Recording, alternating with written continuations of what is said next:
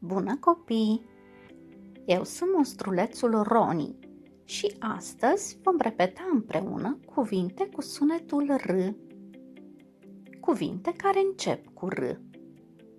Robot, rață, roșie, rachetă, rechin, radio.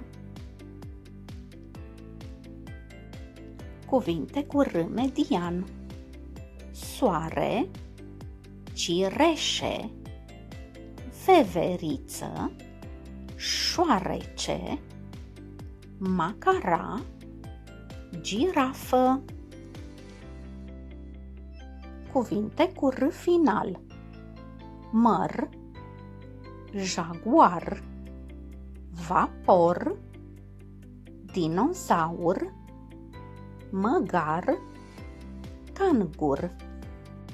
Cuvinte cu sunetul R în grup de consoane: broască, zebră, frunză, capră, creion, tigru.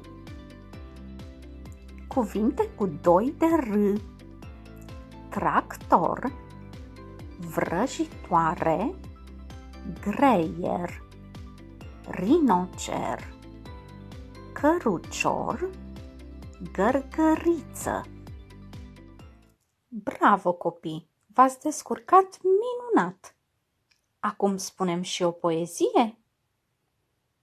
Rică nu știa să zică râu, rățușcă, rămurică, dar de când băiatul învață poezia despre rață, Rică știa cum să zică râu, rățușcă, rămurică. Ei, gata cu exercițiile! Acum fugiți la joacă! Ne mai vedem!